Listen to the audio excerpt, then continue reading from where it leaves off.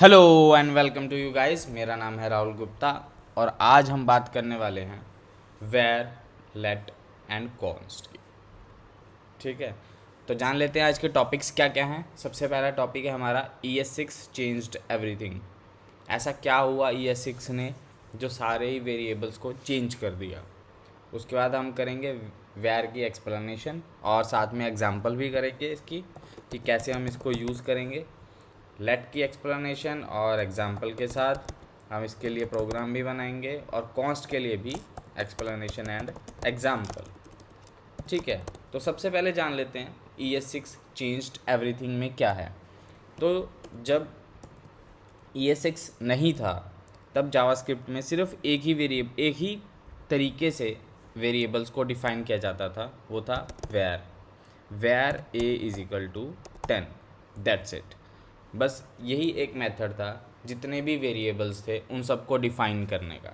तो लेट और कॉन्स्ट की ज़रूरत क्यों पड़ी, कैसे हमने उसको चेंज करा, कैसे हम प्रोग्राम्स में उसको यूज़ करने लगे, वो हम जानेंगे जब हम लेट और कॉन्स्ट को एक्सप्लेन करेंगे। तो ES6 जो है वो मेन सोर्स है जावास्क्रिप्ट को रूल करने का, जावास्क्रिप्ट के नए रूल्स बनाने का। तो वो हम जानेंगे। तो सबसे पहले हमारा है वेयर। तो वेयर क्या होता है? वेयर बेसिकली वेरिएबल्स होते हैं। किसी भी वेरिएबल को हम डिफ़ाइन करने के लिए एक प्रोग्राम के थ्रू मैं आपको एक्सप्लेन करता हूँ। तो मान लीजिए मेरे पास एक वेरिएबल है var a is equal to 10। अब मैं इसको कंसोल लॉग करवाता हूँ। तो एक वेरिएबल को डिफ़ाइन करने का वे है, तरीका है। तो इसको मैं सेव कर लेता हूँ अपने फोल्डर के अंदर।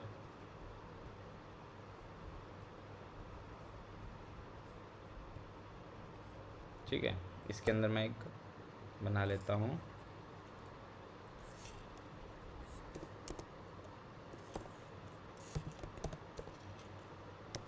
Variables let const dot HTML file. ठीक है, तो इसको मैंने सेव कर लिया है। अब मैं इसको ओपन कर लेता हूँ ब्राउज़र के अंदर, फिर आपको आउटपुट दिखाता हूँ इसकी। ब्राउज़र थोड़ा स्क्रीन के अंदर कर लेते हैं।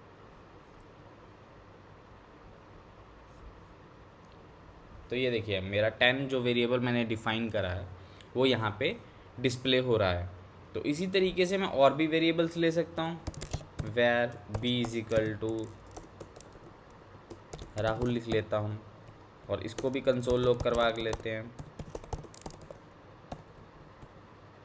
तो बेसिकली वेरिएबल्स क्या होते हैं, किसी भी एक कैरेक्टर या स्ट्रिंग या इंटीजर या एरे को डिफ़ाइन करने को हम वेरिएबल्स बोल देते हैं। ठीक है, तो अब हमें लेट और कॉन्स्ट की ज़रूरत क्यों पड़ी? तो बेसिकली क्या होता है, वेरिएबल्स जो हैं वो ग्लोबली डिफाइंड हो जाते हैं। ग्लोबली डिफाइंड का मतलब है, मान लीजिए मैं एक ब्लॉक लेता हूँ। अब ये इफ़ का ब्लॉक हो सकता है, फॉर का ब्लॉक हो सकता है, वो मैं आगे आने वाली वीडियोस में आपको एक्सप्लेन करूँगा कि इफ़ और फॉर क्या होते हैं। ठीक है, तो ये मैंने एक ब्लॉक ले लिया, इसके अंदर मेरे को वेयर बी को डिफाइन करना है और इसके अंदर मैं ले लेता हूँ इसको गुप्ता। ठीक है, अब मैं जब इसको कंसोल लॉग करूँगा तो ये मेरे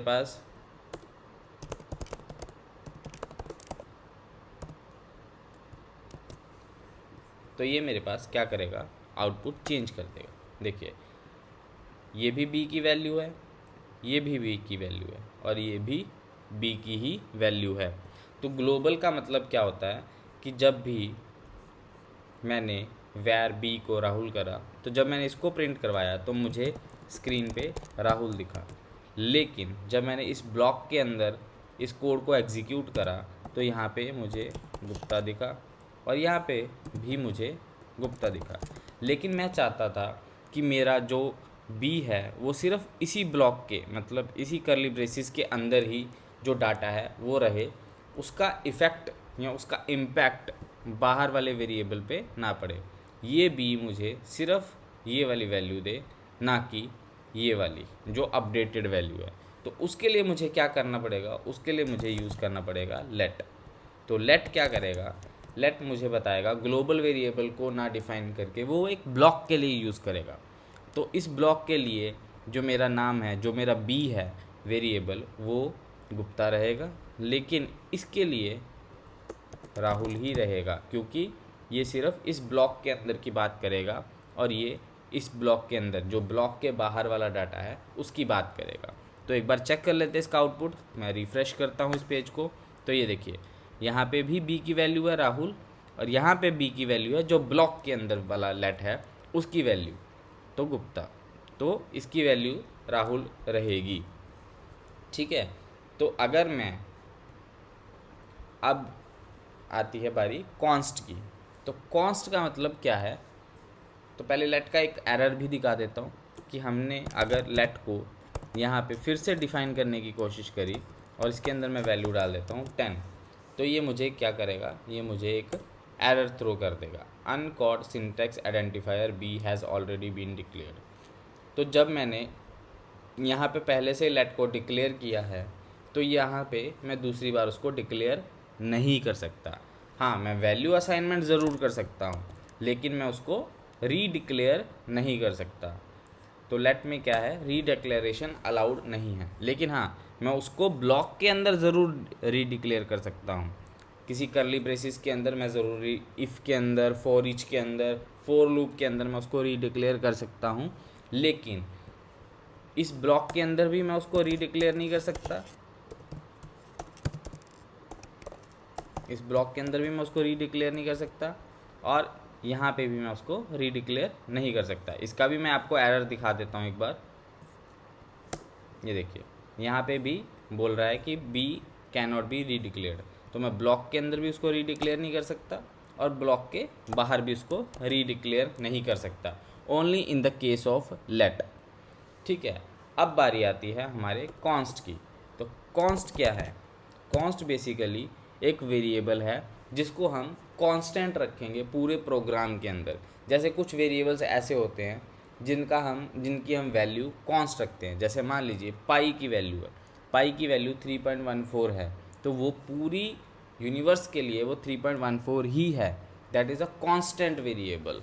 ठीक है, जैसे कुछ वेरिएबल्स होते हैं, जैसे मैं स्टेटस मान लेता हूँ, तो स्टेटस को कॉन्स्ट ले लिया कि मैं चाहता हूँ कि मेरे सारे यूज़र्स जो हैं वो एक्टिव स्टेट में रहें या 1 रहें, तो उसके लिए मैं स्टेटस ले सकता हूँ।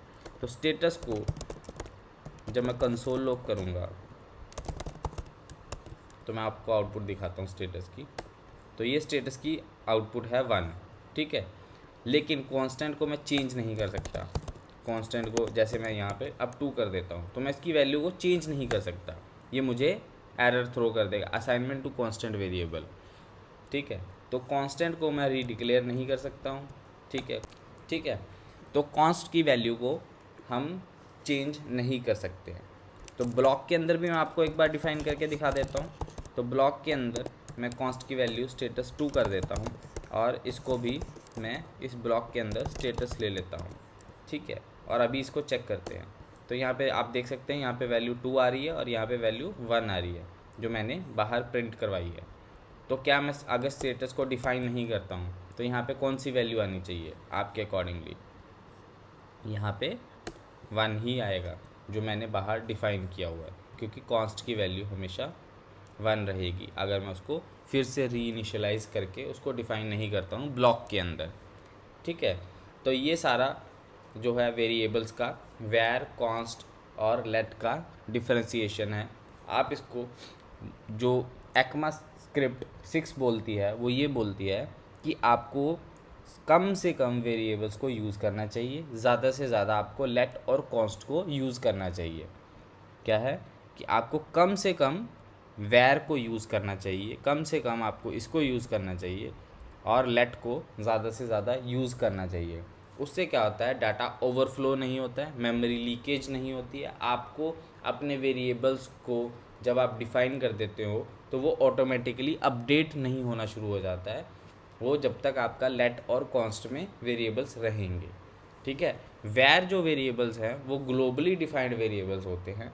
जब आपको कोई वेरिएबल हर लूप के बाद उसको अपडेट करना है तो आप वैर को यूज़ कर सकते हैं। लेकिन अगर आप चाहते हो कि मेरे ब्लॉक के अंदर मेरे वेरिएबल की वैल्यू अलग रहे और मेरे ब्लॉक के बाहर मेरे वेरिएबल की वैल्यू अलग रहे, तो उसके लिए आप लेट यूज़ कर सकते हैं।